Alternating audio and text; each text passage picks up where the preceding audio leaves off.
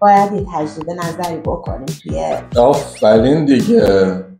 باید بیشتر منو بشناسی، باید هی سعی کنی منو اسمش اوه واو اسکارلت اوهارا. بگم؟ بگو.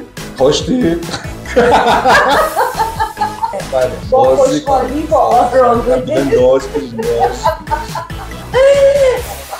من برم چرا؟ سلام به همه، خوش اومدین، اینجا جاییه که فقط میخندید. منم الام پر از ایده، با یه لبخند میام توی صحنه. منم محمد، همیشه باحال، با یه شوخی میپرم وسط حال. فان اسپیس می کانال خوشی، با ما بخند پر انرژی شی. رقص و شادی، لبخند و نور، اینجا همش فان بدون غرور.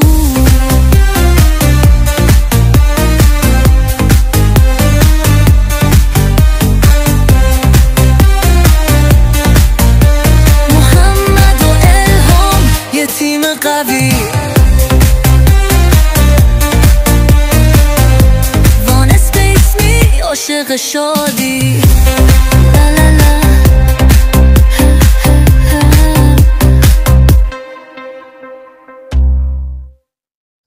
سلام سلام سلام، خیلی مخلصیم. امروز رسیدیم خدمتتون با یه چالش باحال، یه چالش روانشناسی که روانشناسی زوجها هستش با تم ذهن خونی. میخوام ببینم که من ذهن محمد رو بهتر میتونم بخونم یا محمد ذهن منو. اگر همدیگر رو میشناسیم خیلی عالیه، اگر همدیگر رو نمیشناسیم باید یه تجدید نظری بکنیم توی آفرین دیگه. آقا بدآموزی داشته باشه، باید بیشتر منو بشناسی، باید هی سعی کنی منو بشناسی. بچه‌ها با ما همراه باشین ببینید که اگه فکر میکنید که تو رابطه‌تون همه چیز اوکیه، خیلی همدیگر رو میشناسید، با ما همراه باشین ببینیم که درسته یا درست نیست. یه تعداد سوال آماده کردیم، از همدیگه میپرسیم، جواب میدیم.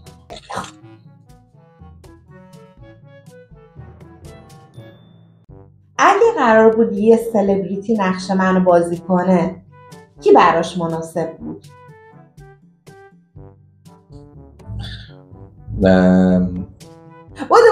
بودو اسمشو بلد نیستم. برباد رفته اسمش. اوه واو اسکارلت اوهارا. نه دیگه در اون حد، اون خیلی موضوع.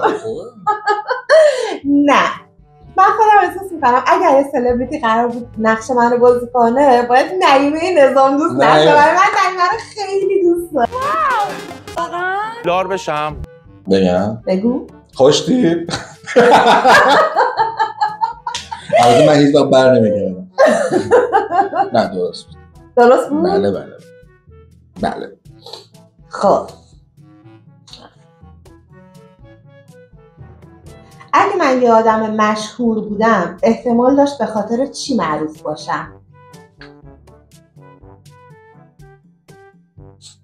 بدو. من اگه بخوام توصیفش کنم، معروف ترین چیزی که تو رو میتونه در زندگی شخصی من که میدونم چه خبره و همه اینو میدونن، این که خیلی دستپخت خوبی داری و معروفه به مخصوصا حالا دستپخت خوب یه طرف قضیه، معروفی در بین همه به خوشمزه درست کردن آش.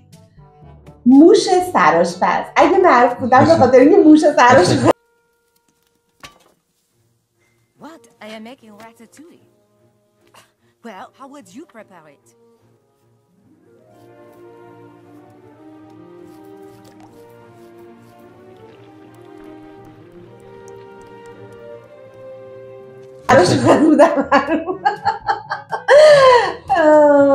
آره فکر میکنم درسته. دقیقا بچه همیشه الهام زیر کلام. یعنی چی؟ آها موش سر راتاتوی نگرفتم یه لحظه. خب نه فکر میکنی اولین چیزی که باعث شد جذبم بشی چی بود؟ فکر میکنم مهربونی.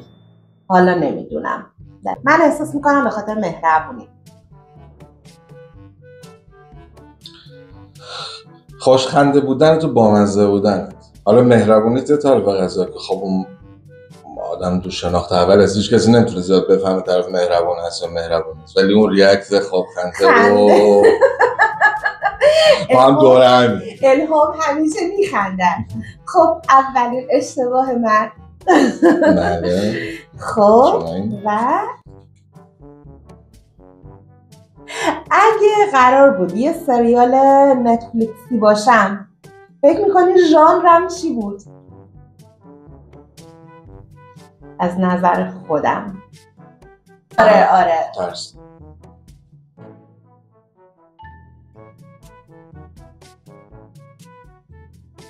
من شبیه فیلم ترسناکم. نه واقعا نه اتفاقا من کاملا درام بودم. و سوال آخر برنده رو مشخص میکنه. سوال هم بده. تو ترسناک بودی یا درام پرام بده من کجام ترسناکه؟ بچه از من میترسید؟ سوالا رو گذاشته که میدونه. اگه یه غذای ایرانی بودم فکر میکنی چی بودم؟ من دقیقا میدونم شبیه چی بودی. شبیه چی؟ ولی راستشو بگی یا وقتی من گفتم من احساس میکنم شخصیتا شبیه زرش پلویی. خوشمزه ولی شیکوپی. ولی حالا پلوی زردم روش باشه، بعد مرغش همونجوری نرم باشه، سس بریم خوشنم شد. خب واقعا درست جواب دادم؟ بله بچه دنیا فقط زرش پلو، اول فسنجون بعدش زرش پلو، ولی زرش پلو اصلا نمیتونم بینشون فرق بذارم. هر دوتا رو تا عمر دارم بهم شب و روز بدیم. خب پس الان باز هم چالش ما برنده یا بازنده نداشت. ما همیشه مساوییم. ما یه روییم در دو بدن، فقط بدنه یکم بزرگیم.